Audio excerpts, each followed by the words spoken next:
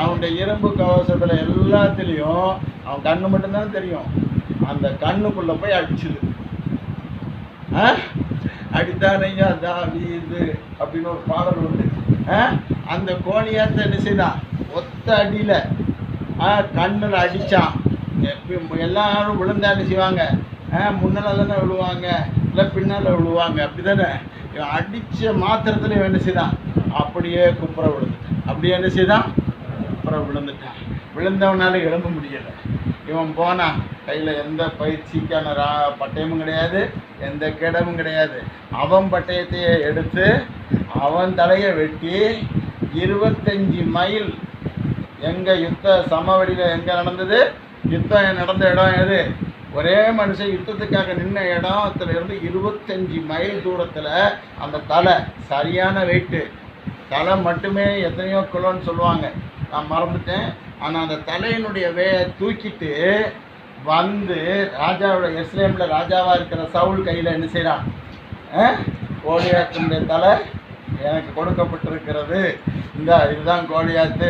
இன்றைக்கு தேவன் இஸ்ரவேலுக்கு ஒரு பெரிய ரட்சிப்பை கட்டளையிட்டார், பெரிய வெற்றியை கட்டளையிட்டார். பெலிஸ்தருக்கு நாம் அடிமையாகவில்லை.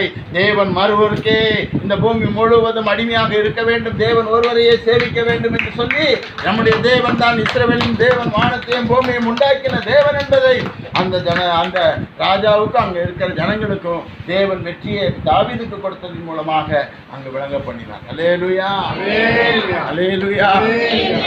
அந்த இடம் தான் கர்த்தராகிய இயேசு கிறிஸ்து சிலுவையில் தொங்கின இடம். இந்த இடம் எந்த கோலியாத்தினுடைய தலை எந்த இடத்துல புதைக்கப்பட்டுச்சோ அந்த இடத்துல தான் இயேசு கிறிஸ்துவும் சிலுவையில் மரித்தார். அதுக்கு தான் அந்த இடத்துக்கு பேர் என்னது? கொல்கதா. என்னது? கொல்கதான்னா என்னது? கோலியாத்தினுடைய தலை மண்டையை வச்சிருக்கிற இடம். கோலியாத்துடைய தலையை வெட்டி தாவீது கொண்டு வந்து வச்சு, தாவீதுனோடு தான் இந்த பூமியில் தகப்பனாக இருக்க போகிறாரு. அந்த தாவீதுக்கு தான் தேவன் இந்த உலகத்தை உண்டாக்கின தேவன் தான் நம்முடைய பிதா. அவர் தான் நம்மளை உருவாக்கணும். அவருக்கு கீழே தான் இந்த உலகம் ஆட்சி நடக்கும். அந்த ஆட்சிக்கு கீழே தான் நாம் எல்லாரும் நிம்மதியாக, மன நிம்மதியாக, ஆசீர்வாதமாக இருக்க போகிறோன்னு அன்றைக்கு கொல்கத்தாவில் இயேசு கிறிஸ்து வந்து மரித்த இடமானது எதுக்கு? அன்றைக்கு கோலியாத்தை ஜெயித்தது போல இன்றைக்கு உலகத்தின் அதிபதியாக இருக்கிற பிசாசானவனை இயேசு கிறிஸ்து ஜெயித்து 3வது நாள் வெற்றி சிறந்து இந்த உலகத்தை என்ன செய்தார்? உங்களுக்கும் எனக்கும் உலகத்தில் இருந்து நாம் மீட்கப்படுவதற்கு அடையாளமாக பரமேறி சென்றிருக்கிறார். அல்லேலூயா, அல்லேலூயா, அல்லேலூயா. எல்லாமே சாட்சியாக இருக்கிறது. எல்லாமே என்னதாக இருக்கிறது? சாட்சியாக இருக்கிறது. கடைசியாக உங்களுக்கு ஒரு சத்தியத்தை சொல்லி முடிக்கிறேன். எசேக்கியான்னு ஒரு ராஜா இருந்தார். அவனுக்கு வந்த நிந்தை என்ன தெரியுமா? அசரியான்னு ஒரு ராஜா. உலகம் முழுவதும் அவன் கைக்குள்ளே அடங்கிருச்சு. அவன் பல தெய்வங்கள், எல்லா நாட்டு தெய்வங்களையும் அவன் கீழே கொண்டு வந்துட்டான். எல்லா நாட்டு தெய்வங்களையும் இணைஞ்சிட்டான். இவன் நாட்டுக்கு கொண்டு வந்துட்டான்.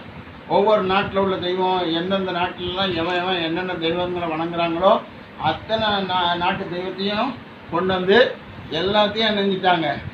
அக்கினியில் சுட்டரிச்சு போட்டாங்க. எல்லாம் என்ன செய்தாங்க? அக்கினியில் சுட்டரிச்சிட்டாங்க. கடைசியில் நடந்தது என்ன தெரியுமா? இப்போ யாரை பிடிக்க வாரான்? இஸ்ரேல் நாட்டை பிடிக்க வாரான். யார் பிடிக்க வாரான்? இஸ்ரேல் நாட்டை பிடிக்க வாரான். அப்போ இஸ்ரேல் நாட்டை பிடிக்க வரும்போது எசேக்கியா ராஜா என்ன செய்யறான் தெரியுமா? அவன் எந்த கடிதம் கொடுத்து விட்டு கேலி பண்ணானோ, எந்த கடிதம் கொடுத்து விட்டு உங்களை எல்லாரையும் இன்றைக்கு நான் வணங்கக்கூடிய தேவன் இன்றைக்கு என்ன செய்வான்? இஸ்ரேல் நாட்டை என் கையில் ஒப்பு கொடுப்பார். அசரியா ராஜாவுக்கு கீழ் அடங்காத எந்த தெய்வமும் கிடையாது, எந்த நாடும் கிடையாதுன்னு சொல்லிட்டு கொக்கரிச்சுக்கிட்டு இருந்தான். யாரு? அசரியா ராஜா.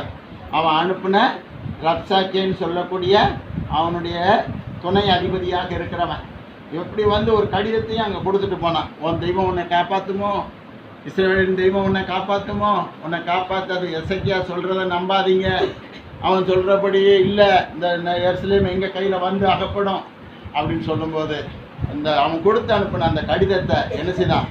ஆண்டவருடைய வீட்டுக்கு தேவனுடைய ஆலயத்தில் போனான். அந்த கடிதத்தை அப்படி விரித்து வைத்து வாசித்தான். ஆண்டவரே, அந்த வாசிக்கிறதுக்கு முன்பாக அதில் இன்னொரு நகலை எடுத்து என்ன செய்தான்? ஏசியா தீர்க்கதரிசி இடத்துல போய் ஜெபிக்க சொன்னான். ஏசியா தீர்க்கதரிசின்னு சொல்லக்கூடிய தேவ மனுஷன் இடத்துல ஜெபிக்க சொல்லுகிறான். இங்கே என்ன செய்கிறான்? இவன் ஆண்டவரிடத்துல முழங்கால் படியிட்டு, ஆண்டவரே